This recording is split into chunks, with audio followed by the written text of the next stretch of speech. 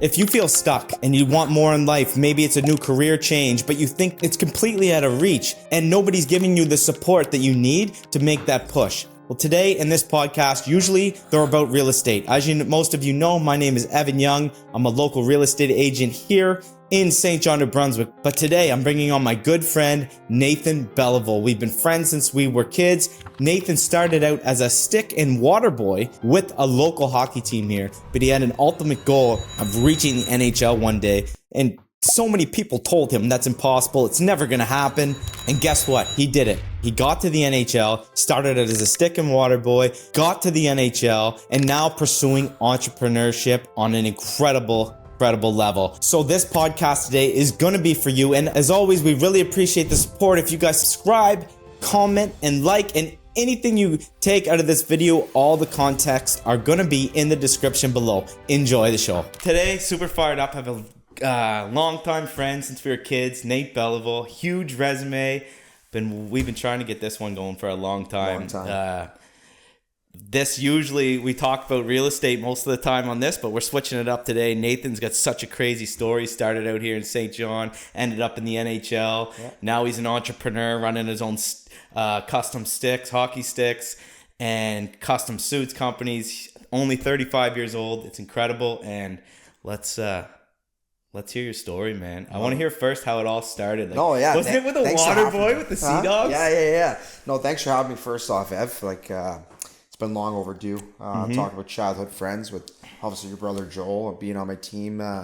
Rest in peace. You know, being on my hockey team growing up, and obviously us being around each other for a long time with your dad and parents and stuff like that. So it's good to be back. But yeah, obviously started my career here in St. John as just a stick boy, water boy.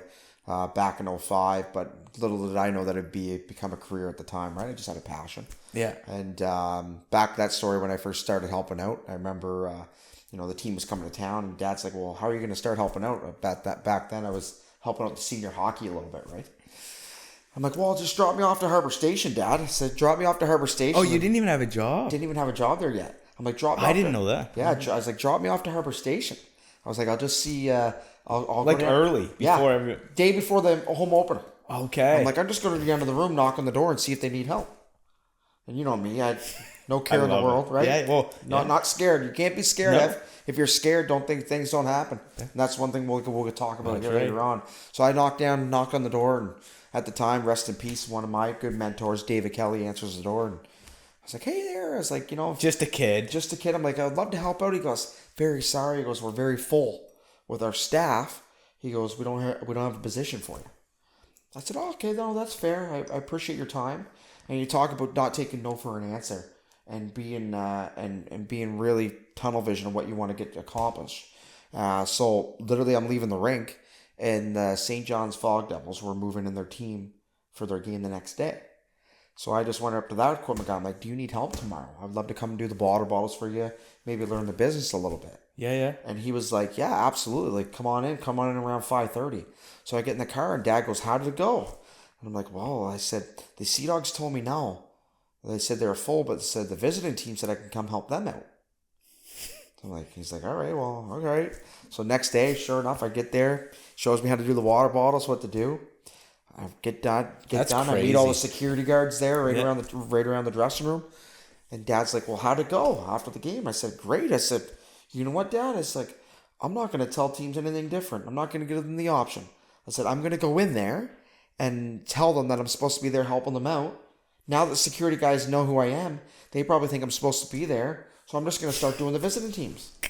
I love it. So that's how it started. So sure enough, halfway through the year, the home team, and I thought I was hiding from the home team. They knew all darn well I was down there. Yeah. Right.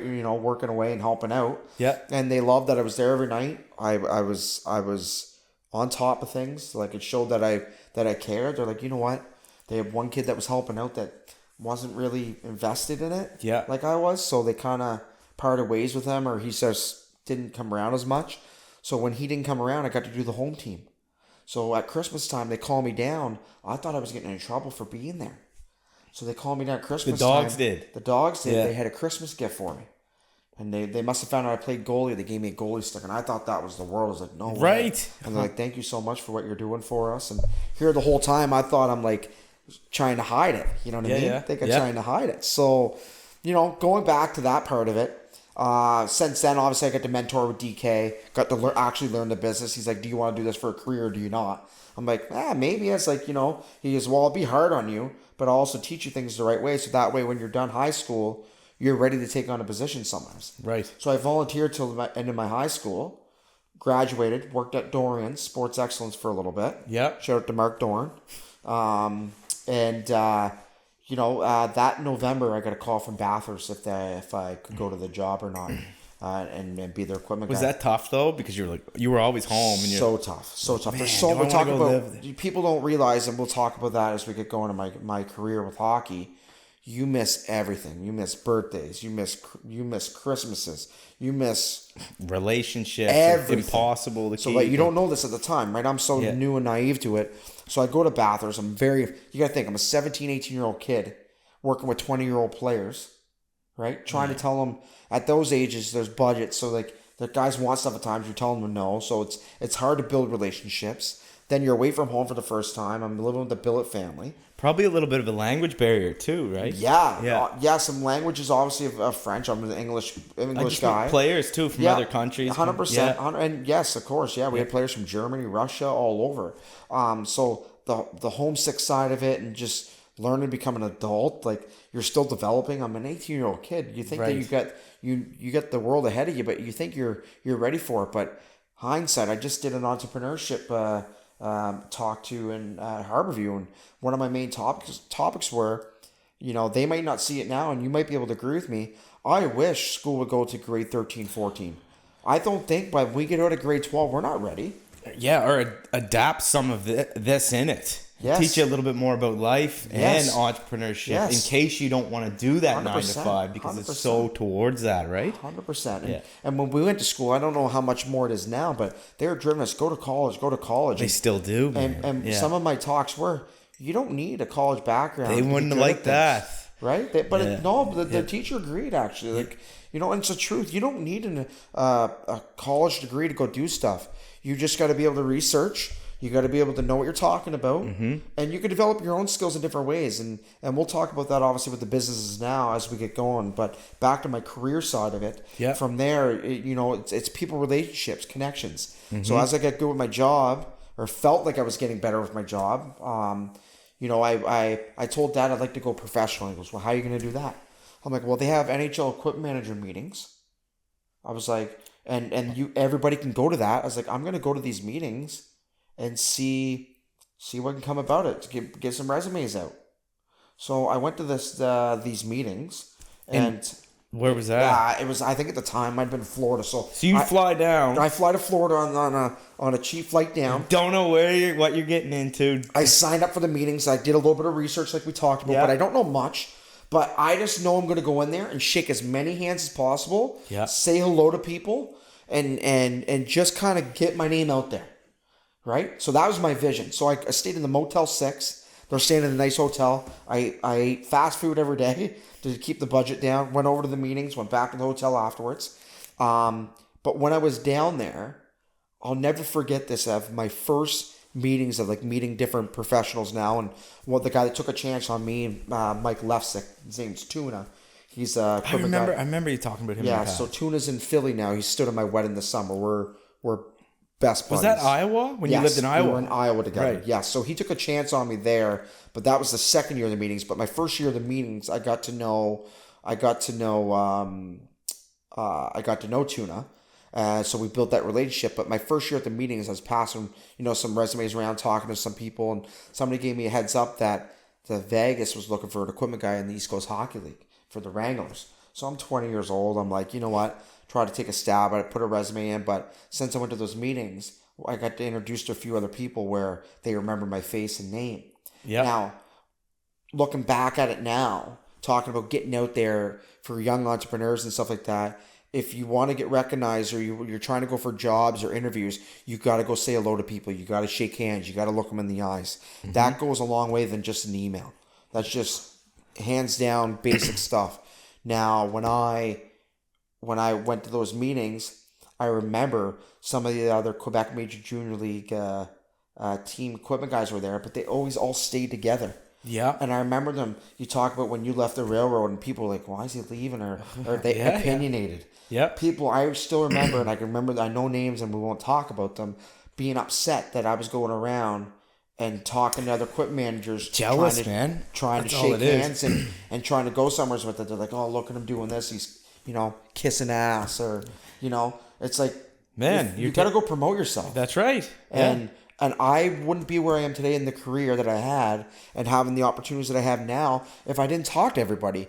And it doesn't matter if it was a janitor in the rink to an executive. I talked to everyone like they were like top dog on the team. But that's how everyone should be treated. You're going to miss, this is one thing I live by now. I used to be so scared of what people thought. So for you to do that at that age is incredible, because that's not too many kids do that. And now it's like, listen, for everyone, you miss 100% of the shots you don't take. So just take them, because in 100 years, none of us are going to be here anyway. So do what you can to do what you want, right? 100%, I agree with that. So therefore, obviously my career started going, and it's all who you know, and people like you. They want to take you places. And Tuna, Mike, that I met that was already in Iowa, going to Iowa for their first season. They were in Houston the year before. He had a job opportunity. I applied for it. We talked at the meetings, but he went a different direction. Then the next year, the job came open again. The guy he took got a promotion, so he's like, "Hey, I got to know you. Like, we're good buddies now." I said, "I want you to come to Iowa." I'm like, "Perfect." So I went to Iowa. Good relationships with a lot of the general managers. So you wouldn't have got that job impossible if you never went down to those 100%. meetings. No way. 100%. That's crazy. 100%. But I took a chance at 20 years old saying I need to be at these meetings. Yeah. And obviously my mentor, DK, kind of helped me too. He's like, you need to go to these, and, you got to listen to people. And at the end of the day, you make your own decisions. So if I was like, nah, I'm not going to go, I would have lost that opportunity. Right. So I went down there, talked about meeting different people, and, Brent Flair with the Iowa Wild in Minnesota, he was assistant GM. He's now assistant GM with the Flyers, where he's like a dad to me, like awesome. So when I was gonna leave Iowa to go to New Jersey, I took a pay cut. Right. He was trying to make me just to get into the door. Just to get in. Yeah. Because I knew long term, I was like, once I get in and I show my thing, they're gonna give me my worth. Right. And as they went on, my pays went up, and I was sitting in pretty good. But I remember they offered me a good penny to stay in Iowa, and he didn't want to lose me. I didn't want to lose him. I had a great thing going there, and I loved it. He runs a top-notch situation, Brent Flair. But your goal was to go... Yeah, I just want to be in the NHL, and that was my ultimate goal, and I had an opportunity, and you don't know when it's going to come about again. So I didn't want to lose that opportunity. Now, a couple of years later, they went from Minnesota to Philly, and I still talk to Brent. I talked to Brent this past week, and, we're still very close. And he was just in Moncton a few months ago, and for scouting some kids. So I went up to stay with them for a night. And, yes, sir. So those relationships, there's some of them that stay and there's some that go. That's right. And there's a time for everything. That's so, right. Looking back at it, you're right. People always judge what you do. So I come home. I guess they and do. People don't understand. So fast forward my career a few years ago, we talk about scenarios. So the custom suit business that we kind of got going on here, and we're just in the early stages of it. We're not really hammering out like we are with the stick company. But, so before you get into that, so you were in the NHL for how many years were you? 7. 7 years. Yeah. And that was incredible experience. 100%. But I don't think that we were talking about people judge, they don't understand why you left.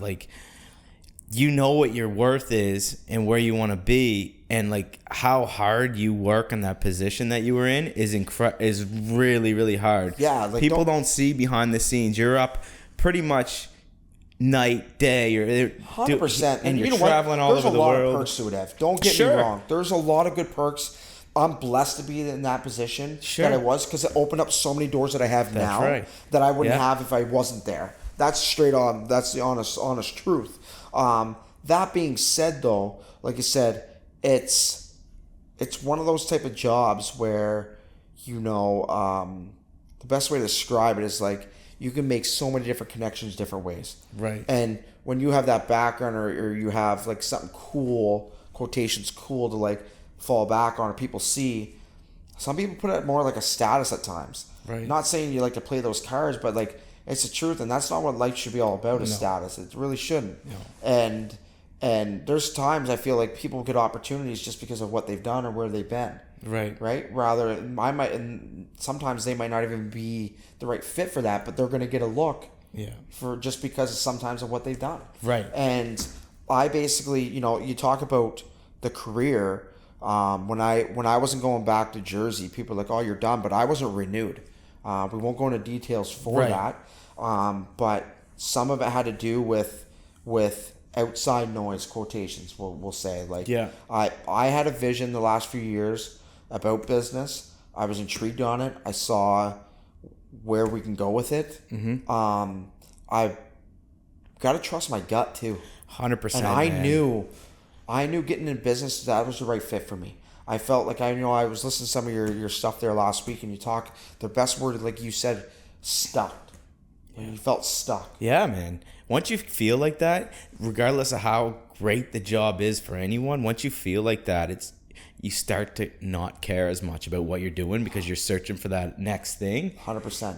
I said to my dad like 3 years ago, I said, I'm kind of at a plateau. Yeah. It's like, what? You don't want a head position? You don't want to? I'm like, you're not really going to get one. Like, people don't leave those jobs. But I'm like, even then, like, I miss birthdays. Yeah. I miss vacations. I miss weddings. Yeah. I miss my niece and nephew growing up. Right. My parents are getting older.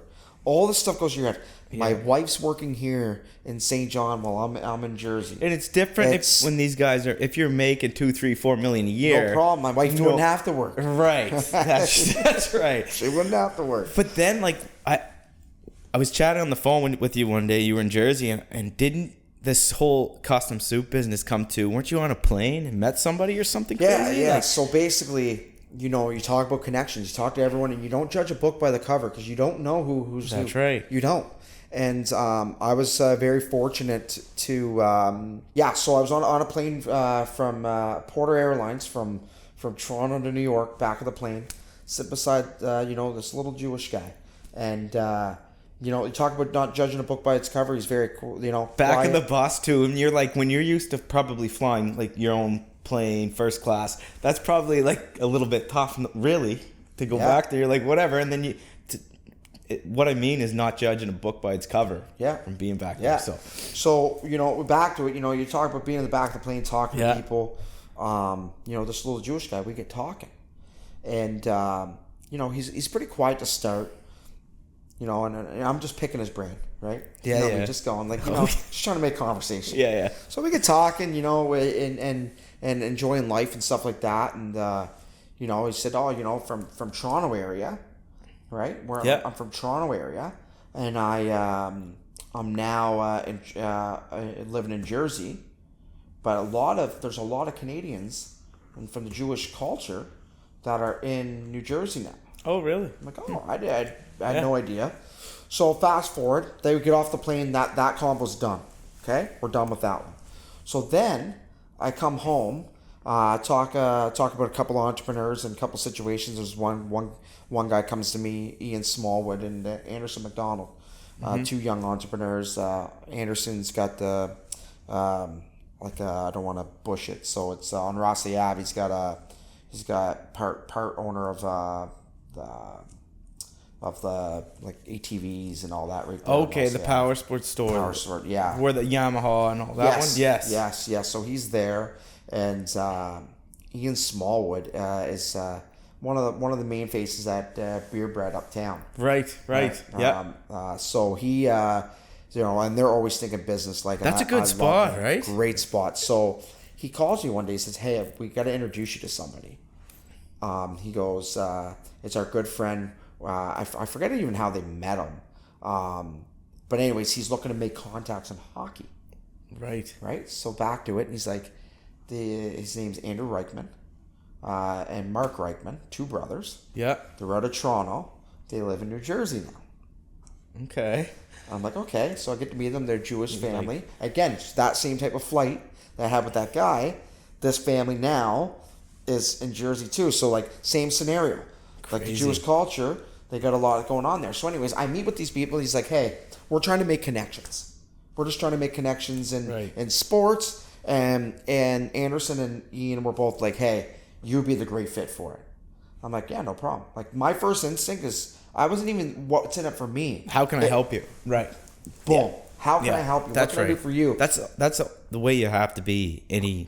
That's just the way you got to be. 100%. It'll come back. That's right. We'll talk about that. So, fast forward, I start connecting with tons of athletes, different people I've known, and then not knowing who they were. It wasn't like I was just doing it because they got God's gift going on here.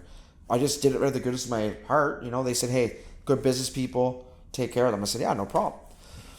We go and meet in Jersey. They present me with a nice watch. And I'm like, what's this? They said, we want to thank you very much for, helping us out with all these contacts. We're still in school, but we're trying to build a business brands. I said, no problem. They're like, now it's time to learn about our family. I'm like, perfect. I would love to hear about your family.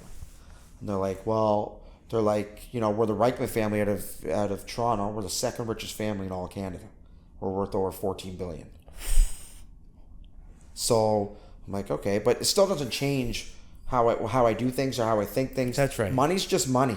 It doesn't bring happiness, right? There's a lot of things it can bring, right? But but at the end of the day, like you got to be happy with yourself first. So I was just happy helping them out. I agree. I was just happy helping them out. Yeah. So they're like, now it's time to learn about us. So they owned. But it's cool that you helped them out because they're probably, people would know that they have all this money and they'll just do whatever and think they're going to gain, and you didn't even know who they were, what they had for money. So then they know that you have a good heart, right? 100%. That's what they said to me. They're like, listen, like we want to get to know you more on a personal level, become like family and friends, because it wasn't like what was in it for you, more or less of the story when they met with me. They're like, so just so you know a little bit about our background, our family started up Macy's, Bloomingdale's, Baskin Robbins, Dunkin' Donuts. Yeah. Their families, like generations ago, started up Wall Street. And they now, their father and them own 25% of the grade A real estate in Manhattan, New York City. Wow, that's incredible, man. So we talk about doors. So at this time, I'm still the same. I'm still the same Nate. I'm still the same how I be with you, with them, and everybody else. But you grow. I'm saying with myself, you grow as a person, and honestly, I think going through everything you're going through, and this is how I feel anyway, you actually become a better person. 100%. We're learning every day. Yeah. I'm not perfect what I do, and like I said, you'll always have people judge you. I don't care what you think. Same, I don't. Dude. Like, I used to be so scared to post on social, and I'm like, dude, like whatever, just don't even follow me then. Cool. Right. See ya. You don't want to see it, mute me. Mute me. Exactly. At the end of the day, like I said, I try to watch different podcasts and mentor myself and try to become, like you said, a better person. Mm-hmm. And look, I saw a quote from a podcast, and it was something on the lines of, why worry about people criticizing you and get that the people that are going to criticize you are the ones that you're not even getting advice from anyways. That's right. I think I said something like that too. I would never take advice from somebody I wouldn't trade places with. Mm-hmm. And I realize that now because there's people that I really like, and regardless of what it is, their father, husband, whatever, right? Wife, they say you should do this or you should do this with your wife. I'm like, well, I don't really want your marriage. I don't want this. I want that. Like, I think that in my head, I obviously don't say that. Yeah. Do you know what I mean? Yeah. Regardless of what it is, I think fitness, anything, man. You just do and look up to people that you want to be like, man. 100%. So we talk about that with these brothers that I met. Yeah. And I just been introducing with everyone, and then one day they call me. Yeah. One of the brothers calls me and says, hey, I'm mad. I got screwed over on a suit. We're making our own suit company. I said, well, I'm in the NHL. I can't. How are we going to do that? He goes, I'm going to fund it all. He goes, you're going to run it. He's like, you got all the connections. You know everybody. I got the business side. I got taken care of. But he's like, you know everything else. Right. I'm like, okay. So tiptoe, and like he said, I was all. If we talked about it before we sat down. You want things now. People are like That's now. right. But know. you got to build, and which I learned with these guys.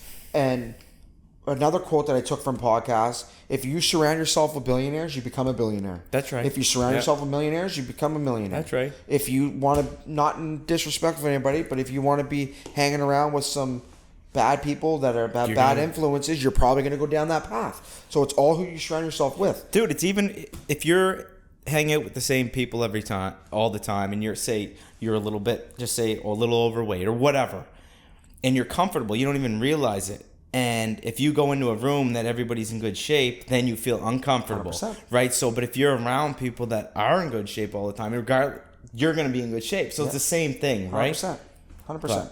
And that's me. I just started back in the gym too. You're looking good, man. That no, I gotta suit's get slick. better. I gotta get better. This is one of our custom suits, actually. It's more like a casual style. But back to being like, want to get the business going now. I want to get to the top. And I tried that at first. He goes, settle down. Yeah. We're gonna build our foundation first. Yeah. So we're actually technically not launched yet, right? With the big company, like we're not launched Because at the time you were so excited because you're like you also wanted more. You wanted to transition from what you were doing, 100%. and you're like, let's get this going now so I can make a move here. 100%. 100%. He goes, pump the brakes. Yeah. He goes, we're going to build our foundation, and we're still building that because because once we launch, it's going to be flowing in. That's just saying to me all the time. It's like, it's going to be flowing in. He's like, so we got to be ready for that. So you guys have a website and all that yet? No, there's nothing out on the only way you can come get a suit right now. It's like the dark net is for suits. Pick up get me on Instagram. We have a little thing here in Maritime that's starting. It's called Maritime Custom Clothing. Yeah. Might be a little branch off from it. So we'll put all that in the description if anyone wants to. Yeah, Maritime Custom Clothing. It's, you know what, but yeah, with the custom suit, when we're ready to launch our company, it's like I said, I was ready for now, and he goes, "Whoa, pump the brakes." Yeah. And we're going on 2 years now. But since I've been mentoring with him and learning from their mindsets that I don't have, he's like, when we launch, we want to be ready to rock the world and be able to put something out there where people are like, wow. Right. We don't want to be going out, putting everything out there and making 29 million mistakes. Right. So let's make the mistakes now before we go public. Yeah, that's right. Experience. So like we're making suits for different players, athletes, and then we talk again. Ev, crazy situation that happened. We talk about connections. All right. I go to Morgan Wallen this summer. Yeah. Right. My wife, well, my fiance at the time, couple friends, one of my childhood buddies, New York City. Morgan Wallen's on. I'm like, I got to use the washroom. I get another cocktail. I go downstairs. I'm always business driven. Same. And you're always thinking about it. Always. Yeah. So I go downstairs, getting a cocktail, see these people get talking. What do you do? Oh, I'm in the NHL. I'm like, oh, when you say that, which I like about that now that I can say it opens up a convo, right? So now I use it in that sense. Like, oh, what did you do? I said, oh, I used to work in the NHL. Oh, really? Right. And then I'm like, I don't even want to talk hockey. Let me drive my pitch of what I got going on for business. So I'm talking to these random four people. You got to use all the tools you have in the 100%, bank. 100%. So I'm talking to these four people, and we're just, I'm telling them about the suit business that I got going. I said we're catered to athletes and celebrities and stuff like that. That's our vision. And I get a tap on my shoulder. I look over, this older lady. She's like, I overheard your convo. She's like, you said that you have a custom suit business that's driven towards athletes. I said, yeah. She goes, well, my son plays in the minor league baseball. Would he fit in that category? I'm like, absolutely. But usually in my head, I'm being real honest. And Caden, I love you now. Like, it's cool to see where things can go. Yeah. But when I first heard that, I love baseball, right? Yeah. Even though I'm in hockey, I love baseball. I go to tons of games, and I know the baseball market.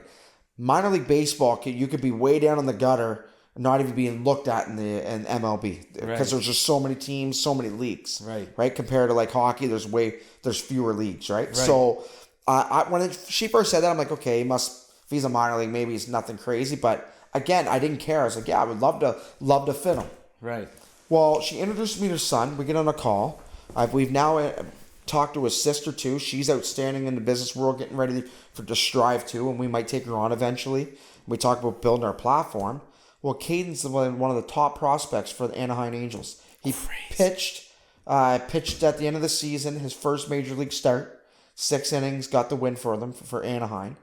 And he That's incredible, man. Played in the futures game. So the MLB All-Star game, they have another game for all minor league players, like the top minor league players that will probably be in the MLB. And he got chosen to that this year. So I made him a custom suit for that. Got to know him, and now that you know, it opens up other ways. And like he said, not every athlete's business driven. Yeah, but all because of this guy. Now he's going to be in the MLB, and then he can introduce you to all kinds of different people there. 100%. Right? But if it wasn't for me telling these random people about my story with the suit business, that's all it takes, man. Right? Yeah. His mom wouldn't have tapped me on the shoulder. I had a conversation with her. She connected us. And now this guy will probably be in the MLB this year. I don't want to quote it in case, anything can happen. He's got to earn a spot, but it looks pretty good that he got to have a start in the MLB at the end of the season. That is wicked, man. Right? That's what you have to go to these. You have to get away. You got to go to conferences. You have to go to events and just always have it in your mind. Yes. Always open the conversation. Back in my days in St. John, DK always told me, whatever you do in the public will stick with you. Mm-hmm. So figure that out now. Do you want to be at high school? Like I remember I wanted to go to a high school party when I was at DK in the Quebec League in St. John's. He goes, do you want to go to the high school party or do you want to get good rest and be here ready to work tomorrow? Yeah. He's like, do what you want. But he's like, whatever you do in the community, people recognize that. So make sure that you always are polite to people, manners, everybody's watching. Man, you're not lucky, but it's fortunate that because you worked for everything up, but that you met DK to tell you that, because as great as an upbringing as we had, that wasn't, my parents they never understood. They wouldn't tell me that. Like my dad wouldn't have told me that.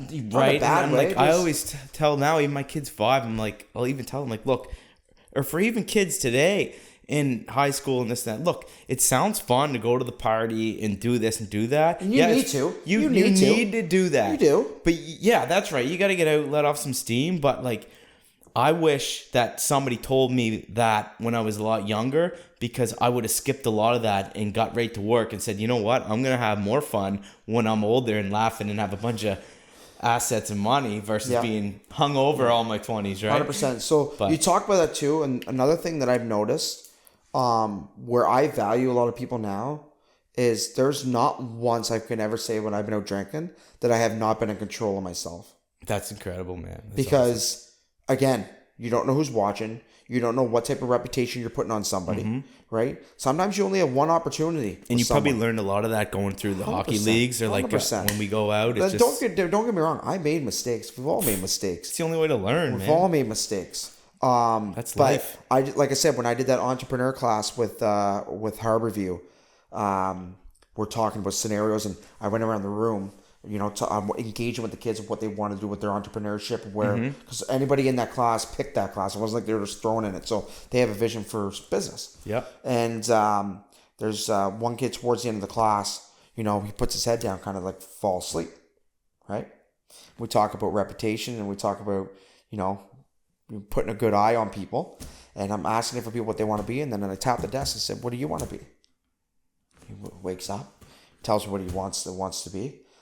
I said, it's pretty funny. I said, we talked today about you have sometimes only one opportunity with someone. I was like, what you want to do? I'm actually in the process trying to find a high school kid to hire at a part-time job for that. I was like, how do you think you did today by falling asleep?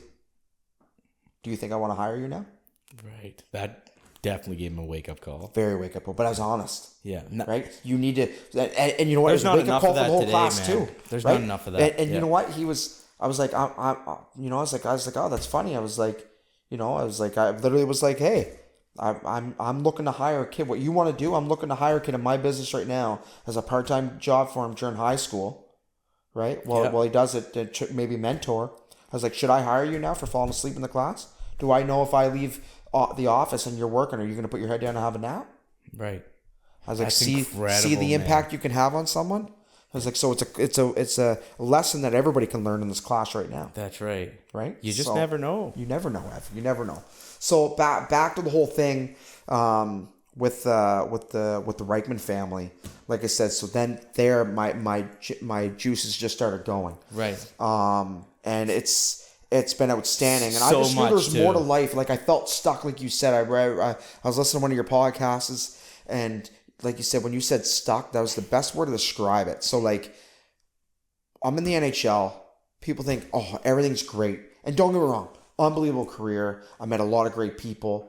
But we work a lot there. And there's a lot of stress. There is a lot of stress. But I didn't realize the stress part till I was out of it. I won't lie to you. Right. Because that's all I ever knew. Right. I know it from a young age. On that hamster wheel. This is what I'm going to do every single day. 100%. Once you left, though, like, this is how I felt anyway. It's like you're flushing that whole paycheck down the toilet. And it's like a huge weight off your shoulders, though. In a way, there's a lot of emotions, Ev. I'm not going to sit here and say everything was perfect. When I first went, not even that when I left, they weren't renewing my contract. Right. So I already had the business going because I knew long term I was starting to weed out. You talk about, like, I already had 1 foot in, 1 foot out. So I knew long term I wasn't. They knew I had my businesses. I don't know if they were maybe really, that's why I can't really speak too much for signing, but at the end of the day, I knew I had to stick with my gut. When they weren't going to renew my contract for obvious reasons, I understood it, and I knew from the people that I knew, the background that I had, that if I really wanted to be in hockey, I still could. I had a very good, healthy conversation with another NHL team that was leaning towards a good contract for me. And, I sat down and talked about, I sat down with my mom, dad, and my wife, and I said, we could have a serious talk. Like, this is what's going on. This is a vision that I have. And they're like, well, like, yeah, it's great if you sign a 5-year contract, but what if they don't renew you in 5 years? You got nothing to fall back on. Right. It's like, yes, that's all you ever known, but you talk about your businesses, you already have 1 foot in, 1 foot out. Is it worth it to go there for 5 years and drag, it would have been a full move. Like, my wife now could fly to Jersey for a few weeks, go back to work for a few weeks. Still, that's tough, man. It's, again, there's so many other boxes that were checked. I was scared. I was nervous.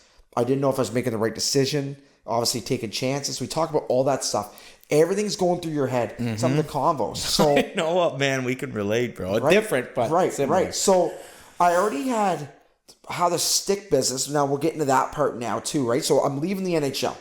I'm going strictly just for the suit business. That's my vision, right? You talk about opportunities at the right time, right place. So, I come home. All set for the suit business. It's going great, pretty decent. Obviously, winter times it slows down a bit and it'll pick back up. But I had tons of sticks in my garage from different players all over the NHL. And I always picked players' brains, and I always kept notes on my phone. I didn't tell anybody this. Right. I met with James Mailman, that's now my partner for KYC Hockey. We're based out of St. John, New Brunswick. I met with him.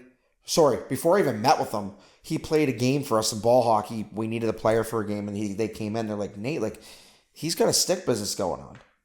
I'm like, we need to have a chat. Because I already had the vision, and I already kind of did something like this before. You know all the people, the contacts. I'm like, let's have a chat. We sat down, one conversation. I was like, this is what I'm there's no gray area. This is what I expect. This is what I want to do. Tell me what you want to do. Yeah. And let's see if we can make it work. There can't be a gray area with two people. No. This is what it is. Yes. Everything up front. This is how I operate. Yes. Because we gotta see if we're fit. Right. And right away, it was one conversation. We said, all right, we need. He's the glue to our company. Right. And then he might say I'm the glue to the company in other ways. Yeah, but it takes it's 2 years. 100%. Like, he's so good with the computers. He's so good with our manufacturers. He can delegate so many different things. There's sometimes I'm throwing stuff on him, and you know what? And we challenge each other. Mm-hmm. A healthy challenge. And I just try to stick to what my tools are best at: connecting, getting relationships done, trying to build our brand. Right. That's my side of where he couldn't care less to be in front of a camera. Right. And that's okay. That's okay. Yeah. That's okay. 100%. If we have two type of the same people, the business might not operate the same. No. Right. So it's literally perfect. So after our 2 combos, we built our brand, and we only had a vision for Atlantic Canada to start. We got our manufacturers done, and with risk, there's reward. Right. So we took that risk, and even at the time, we're going, are we making the right decision? Are we not making the right decision? And looking back at it now, Ev, we built the stick, and we said we'll just start off with sticks. And talking about my mentor, one of my other big mentors, Joey Taylor, love him to death, and I'm gonna make an introduction for you. I think. Yeah, I don't know how we've never connected, but and you know what, you guys will strive off each other, because he's the same way. You talk about going to different events and different classes all across the world. Like, he loves that stuff, and I got talking to him, and we got talking business and just driving it, and I said, he goes, whatever you do, the less cost that you can put up front. Like, some people think, oh, you got to go get the big store. Oh, you got to go get all this. No, we got a small little warehouse. That's the way to keep it. Small little warehouse, costs us nothing to be. We're all internet based, pretty much. Right? We got stores now taking on our sticks. Why would you want that overhead? Right. Get rid of that. Right. So, but people think sometimes a business, they got to have that flex. No. But it's like, no. No. And I took that advice, and we haven't done any of that, which was great. So we just took the basics of building sticks to start with.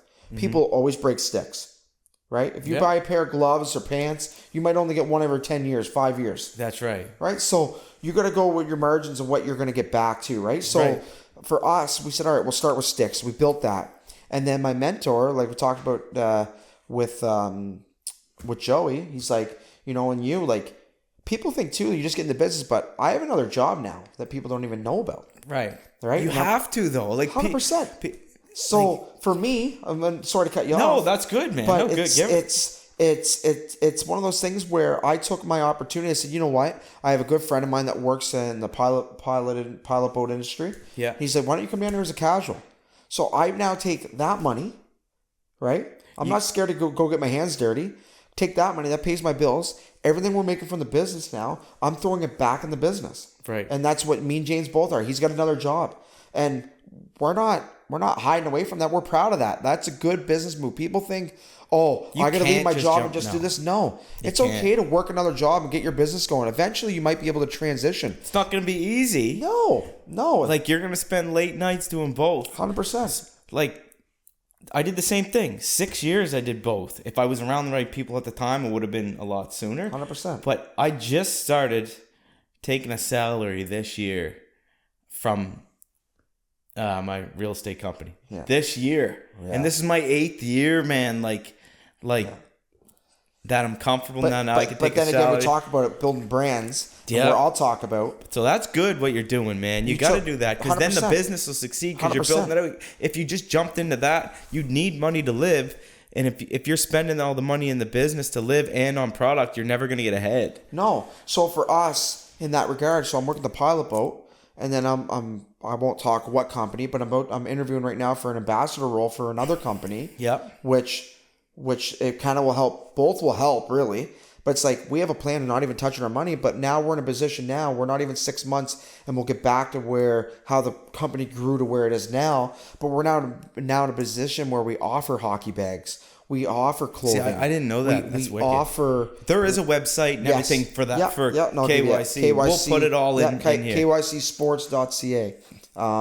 But now we're just started our patent for hockey gloves. That's incredible. So it's like, with us not putting the money back into the company, we wouldn't be able to get the patent and do the gloves we are. So we're not trying to throw everything all at once. We're just building as we go, and it's been great for us. And you talk about the company as a whole. It's how we really got on the map. It wasn't even Atlantic Canada. We wanted Atlantic Canada to be our number one priority, and still is. That's our baby.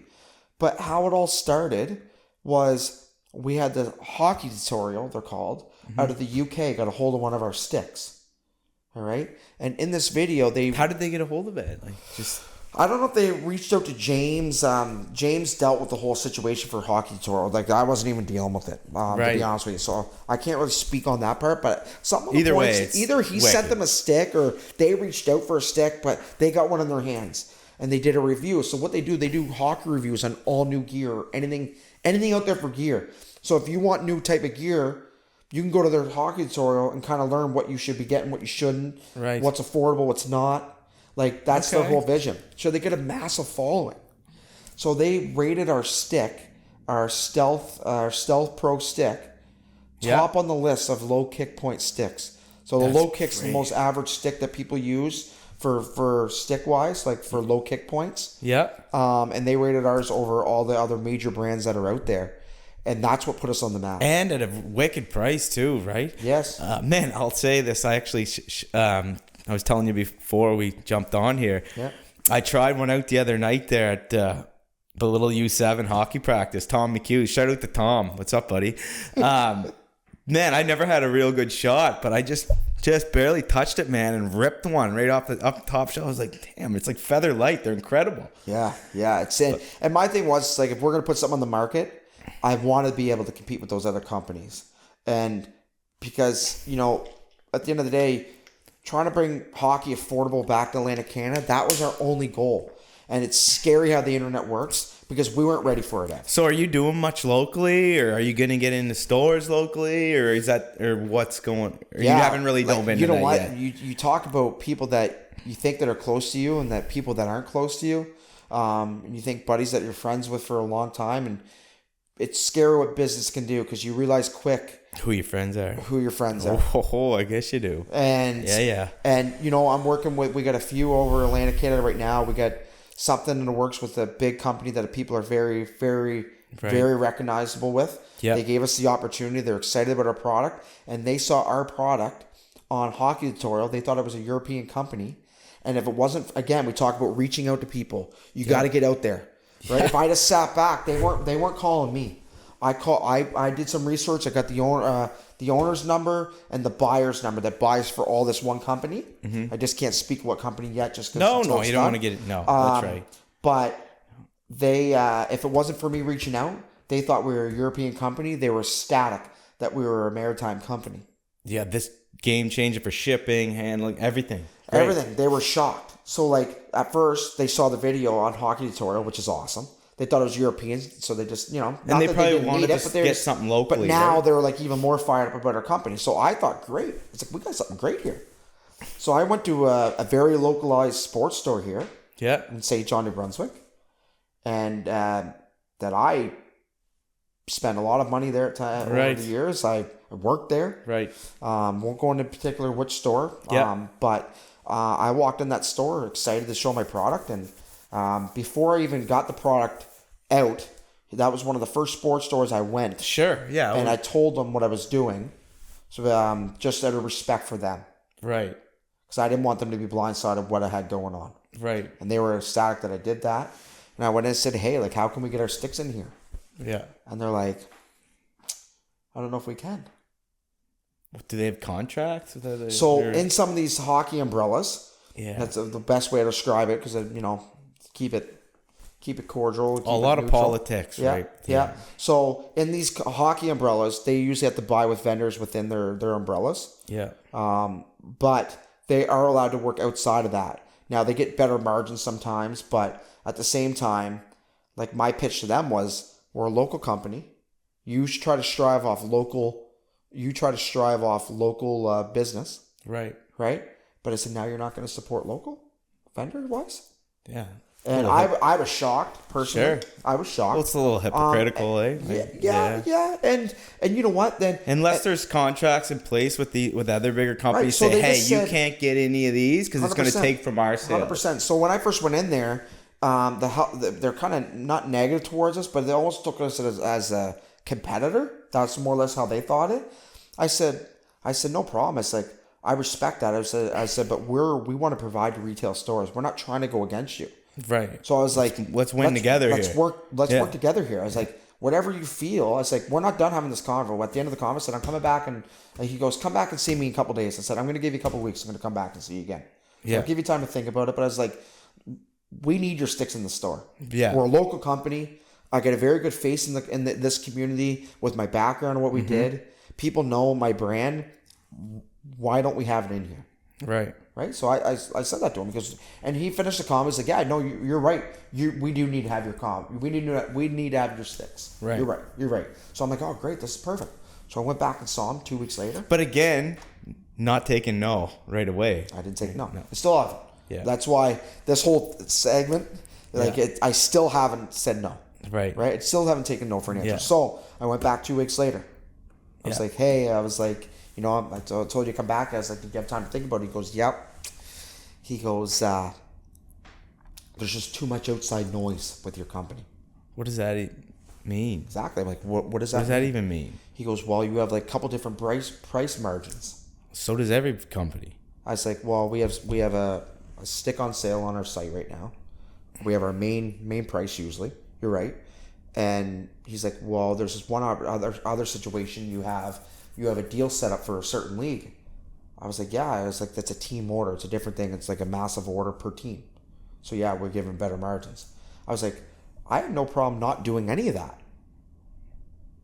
But you talk about outside noise. If I don't have outside noise, I don't have a business. You're doing something wrong if you don't got outside noise. You don't have my sticks in your store. Yeah. That's my thing. You don't have my sticks in your store. Yeah. Right? Right. I'm like, so yeah, I have to have outside noise.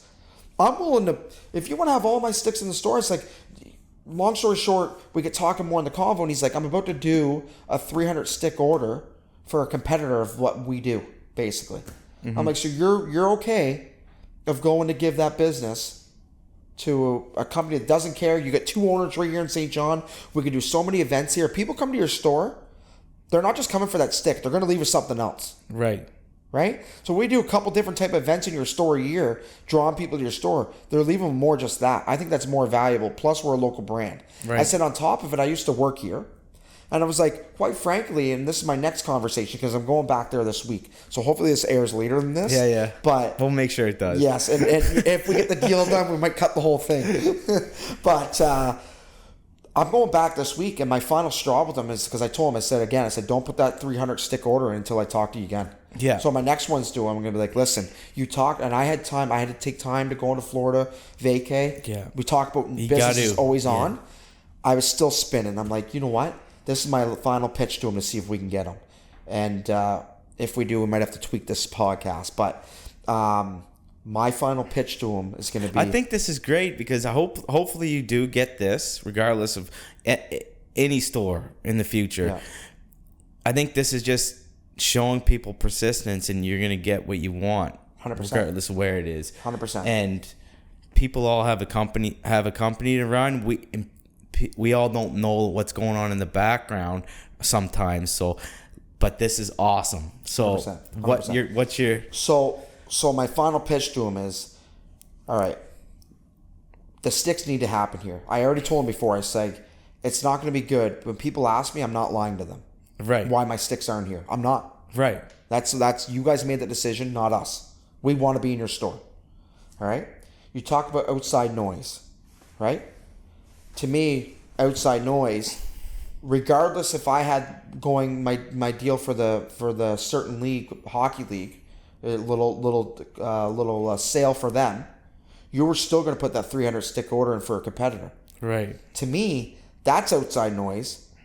And if you weren't worried about taking that product from that vendor, but you're worried about our outside noise, what we got going on, so you're still going to get your same followers into your store buying that stick from you. So why is that a problem? So I don't know if there's more to it, but that's what he's telling me. Yeah, what that right? I don't understand that too. It's just like I've heard this happening to other people in other situations in all businesses. Like they don't want you to sell it anywhere else, basically, by the sounds of it. But like this is crazy. I would want you, bring them here. You're local. You know pretty much everybody. You have a huge presence around the globe, 100%. really, and it's like sell them to whoever you can because I want to see you do good. Yeah, but I understand it too on the business side of it. Like you need to get the volume, but if you're already getting those people in the door to grab that competitor stick, right, at the margins of price that I'm selling mine are half the price. It makes no sense. Then you're still going to get those people coming in. Why you need more people side coming people, in. Whatever. But at the same time, I said I have no problem doing any of those deals. If you want to take on my sticks, no problem. I said we'll pump your brand on our websites. We'll pump where our sticks are. Yeah. Let's work together here. Yeah, I'm not trying to go against you. So my final thing is, we talk about the scenario. That same individual that owns the store had no problem coming to New Jersey a year ago, getting free tickets to a game, lunch with them. Yeah. Didn't mind coming to 2 games down there like that, and taking. Now I'm at the point where I'm asking for help to get my situation. You probably see a lot of that. A lot of it, Ev. More than most people. A lot of it. Like you said, you figure out quick who your friends are, and you know what? I still respect the person for business. You know, we had a very healthy convo. We hugged each other, but I know deep down he doesn't have my back. No, that's crazy, man. Doesn't have my back, and it's shocking because and at the end of the day, it is what it is. If that's right. At the end of the day, it is what it is. I can't bag them. You know, obviously I keep going back trying to get it done. But it's like, you know, to me, if you put that 300 stick order in, that could benefit our company so much. So much. Where the other company, it doesn't bother. It's not going to bother their paychecks. Right. So it's like, if you're willing to do that, then I don't want to do business with you. No. That's right. Now, I was like, what the outside noise is going to be, I was like, it's going to be worse when people find out that you're not supporting a local vendor. And I'll look at right in the camera that you're not supporting a vocal lender or local vendor. Right. But you're willing to go give your business somewhere else, but now you want the local business. Yeah. Can't have it both ways. Yeah, and I think that goes with multiple people all across the globe. You gotta support the people around you and see them do good. But there's a lot of jealousy in the world, man. 100%. But either way, even if that doesn't go good, the way you are. And by the sounds of things, James, your business partner, either way, this business is going to take off because it's incredible product. It's been going great. We're in Finland now. Great. Yes, you're in Finland. You signed a deal over there. We're in the UK. We're all and you're over just the getting US. started. So and that wasn't even our vision. Like I said, back to it. We weren't ready for those steps. We still aren't. We're still treading water. Anytime we get a bunch of product in, it's gone in within days. And hopefully we can't keep it in, which is a good problem to have. But that was us growing big. We talk about the foundations. Yeah. And a business sometimes going big too soon. It was out of our control. Right? It was out of our control because they got to hold this video and it went worldwide. But we're very blessed and we're navigating through it. Yeah. But we talk about getting that foundation and building your brand so that way you're ready for every obstacle. We weren't ready for those obstacles because we didn't know it was going to come onto us like this. But we're navigating it. We're getting through it. So in the NHL, maybe it's not every player. Does every player there have a contract to wear a certain type of gear? Like every single player or just certain ones? So it's funny you say about that. Like we're catering right now to like minor hockey. Might try to get some little like junior A leagues. We're going to try to get into some of those.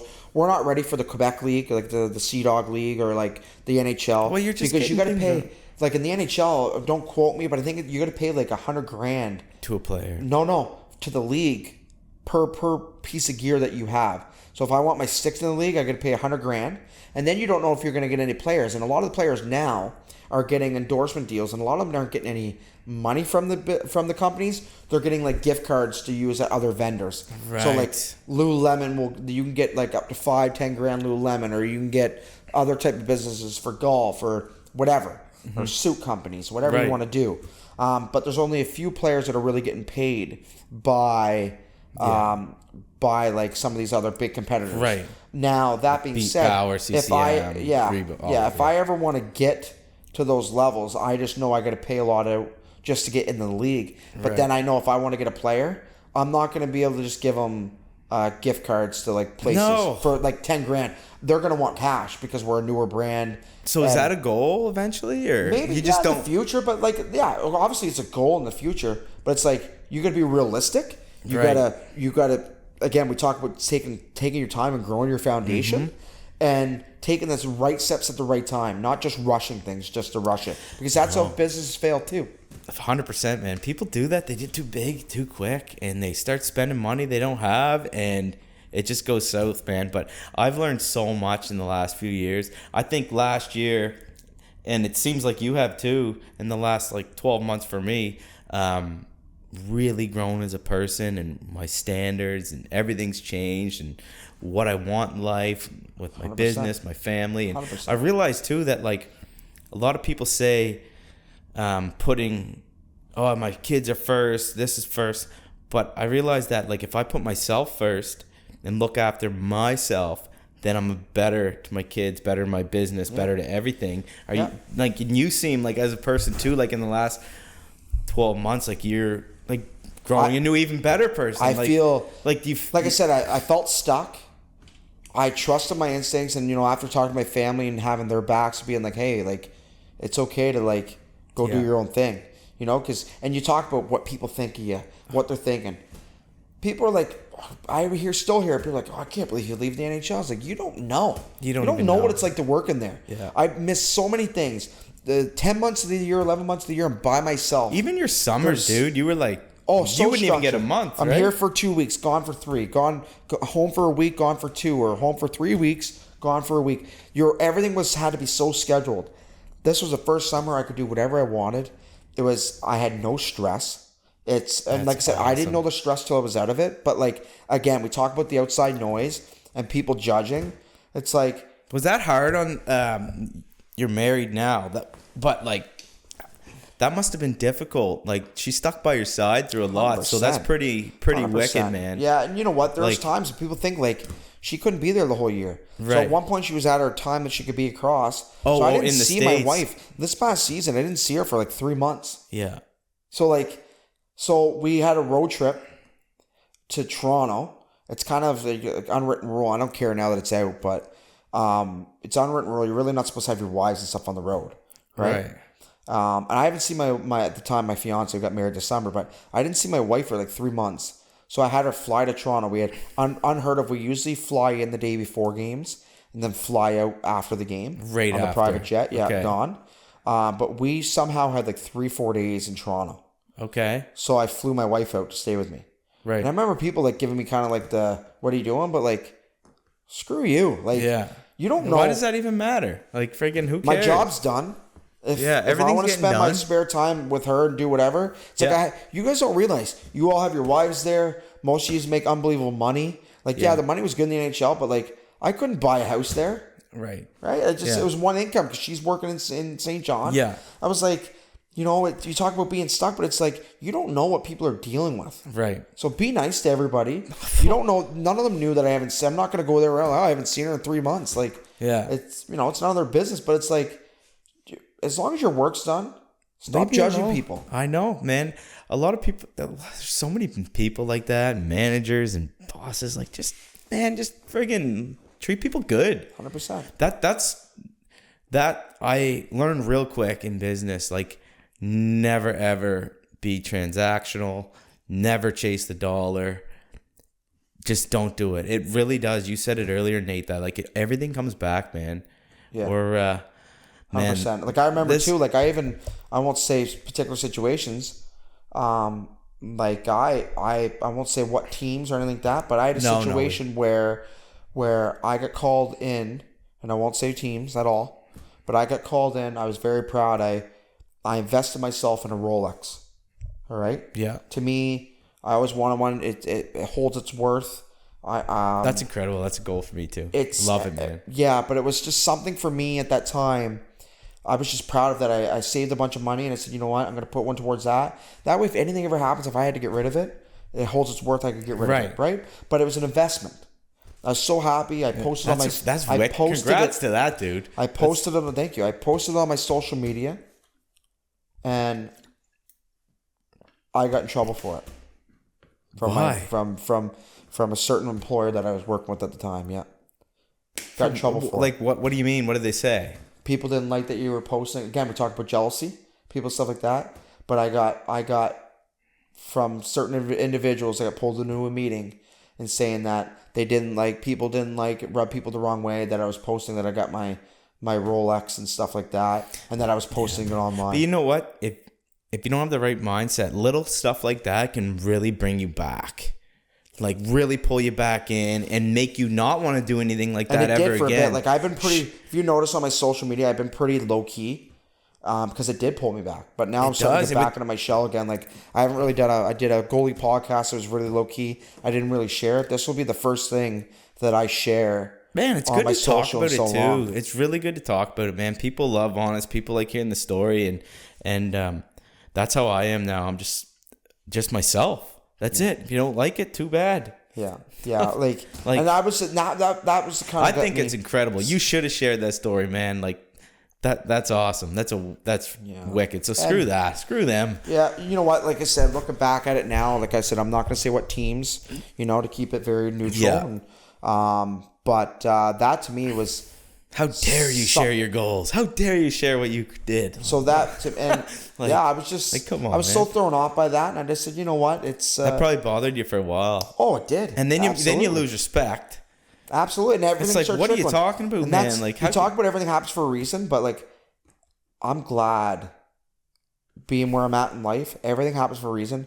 I'm so much more happier. I'm home more, but you work more. People don't realize too, when you own your own business, it doesn't shut off. Doesn't shut off. Well, we have this. You work 24/7. Now I got to start to delegate it. I'm sure your wife, with having kids, your wife at times saying, "Hey, Ev, we need all your attention right now," or can you give us today? Like, figure it out. We got to have a plan in place that you can give us all your attention, and not somebody call your phone and you're picking up being like, "Oh yeah," and now you're neglecting your family. I'm trying to find that balance a little bit too. Man, I'll tell you though. My wife is really good because she understands that, like, what I'm trying to do, and this is the way I make my money is in real estate and helping people buy and sell and invest.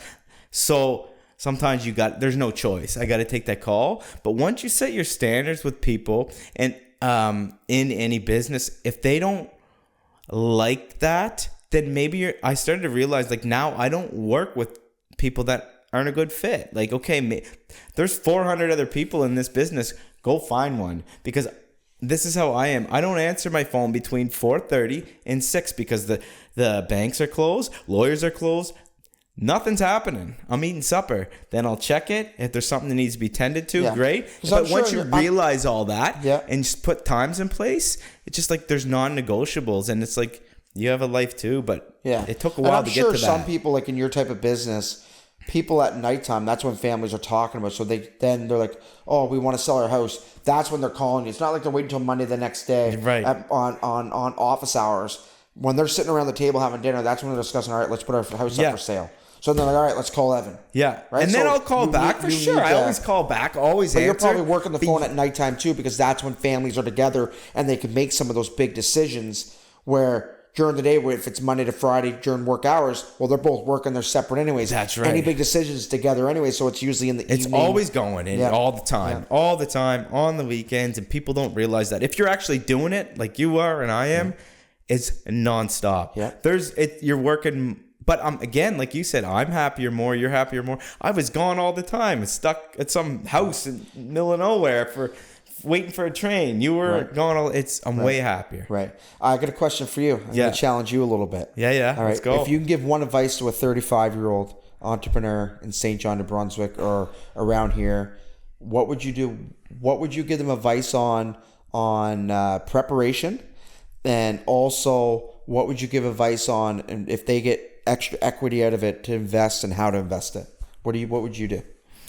Biggest thing I wish, and I'm sorry to put you on the spot. No, my God, man. This was off script. This you had no idea. Such a broad question, because there's so many things that, like, if somebody wants to have a full conversation about entrepreneurship or anything, first of all, Nathan and I can go sit down with you. We'll go to lunch, whatever. Yeah. But the big thing is, like, I don't think we realize how quick our time is on this planet. Like, it's quick. It's not as long as we like to think. Like, I'm 36, you're 35, and it's like that, 100%. Right?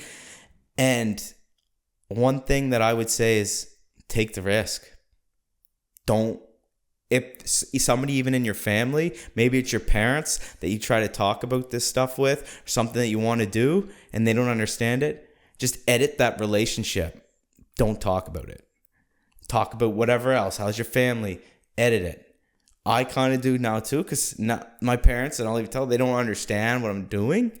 Taking the risk. I'm building a duplex. It's a lot of money up front. I'll flip houses, do this, do that. But edit that relationship of people that don't understand what you're trying to do, and take the risk. And it's okay if people don't understand. And it's okay. Because not everybody will. It doesn't mean you don't have to be that same. Just be the same person you are, but just edit it a little bit and take the risk, because man, there's so much out there and so much to do, and life is so short. And I could tell you, like, you can literally do anything you want.